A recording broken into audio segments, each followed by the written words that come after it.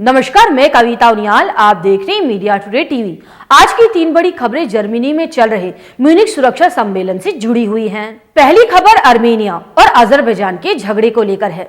Germany में चल रहे इस सम्मेलन में आर्मेनिया के प्रधानमंत्री और अजरबैजान के राष्ट्रपति नागोर्नो काराबाख को लेकर आपस में उलझ पड़े।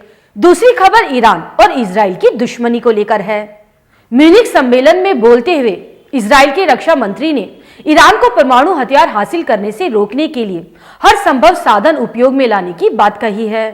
जबकि तीसरी खबर रूस और यूक्रेन से जुड़ी हुई है। इस सम्मेलन के दौरान तीसरा सबसे बड़ा मुद्दा जो चर्चा का विषय रहा वे रूस और यूक्रेन की लड़ाई है। सम्मेलन में नाटो समेत सभी पश्चिमी देशों ने मिलकर इस बात पर जोर दिया कि रूस किसी भी कीमत पर इस लड़ाई को नहीं जीतना चाहिए। आपको बता दें, जर्मनी में चल रहे म्यूनिख सुरक्षा सम्मेलन में हिस्सा लेने के लिए G7 देशों के बड़े नेता और विदेश मंत्री जर्मनी पहुंचे हुए हैं।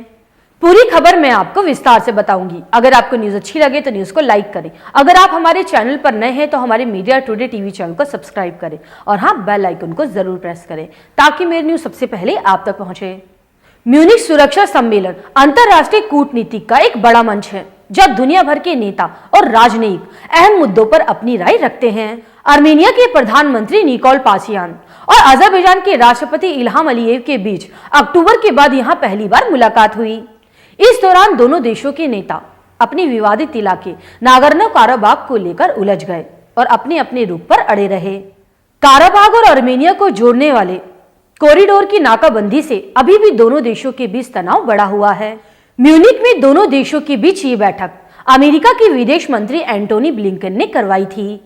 अब बढ़ते हैं दूसरी खबर की तरफ। इजराइल ने ईरान के खिलाफ यूएई, सऊदी अरब और बहरीन से सहयोग मांगा है। म्यूनिख सुरक्षा सम्मेलन में बोलते हुए इजराइल के रक्षा मंत्री ने कहा है कि जब हम ईरान को परमाणु हथियार बनाने से रोकने की बात करते हैं तो उसमें सभी संसाधन शामिल हैं। ये बात उन्होंने यूएई, सऊदी अरब और बहरीन के अधिकारियों के सामने कही। इजरायली रक्षा मंत्री ने कहा है कि ईरान प्रतिबंधों के बावजूद अपने एडवांस हथियारों का विस्तार कर रहा है। इतना ही नहीं, वे अपने ड्रोन और हथियार बेचने के लिए 50 देशों के साथ चर्चा भी कर रहा है। उन्होंने ईरान के खिलाफ कार्रवाई के लिए सऊदी अरब, यूएई और बहरीन के साथ सहयोग बढ़ाने पर भी चर्चा की। अब चलते हैं तीसरी खबर की तरफ। म्यूनिख सुरक्षा सम्मेलन में फ्रांस के राष्ट्रपति इमैनुअल मैक्रोन ने बोलते हुए कहा है कि यूक्रेन के साथ चल रहे युद्ध में रूस की हार होनी चाहिए, लेकिन रूस को पूरी तरह से तबाह नहीं करना चाहिए। नाटो के महासचिव ने कहा है कि अगर रूस ये लड़ाई जीत जाता है तो उन्हें और दूसरे तानाशाह देशों को ये संदेश जाएगा कि वे ताकत के बल पर कुछ भी कर सकते हैं। वहीं अमेरिका की उपराष्ट्रपति कमला हैरिस ने कहा है कि उनका देश लंबे समय तक यूक्रेन को मदद देने के लिए तैयार है। वहीं ब्रिटेन के राष्ट्रपति ऋषि सुनक ने कहा है कि रूस को यूक्रेन में युद्ध अपराध के लिए जिम्मेदार ठहराया जाना चाहिए और उस पर इस बात का दबाव बनाना चाहिए कि वो यूक्रेन में पुनर्निर्माण के लिए फंड दे।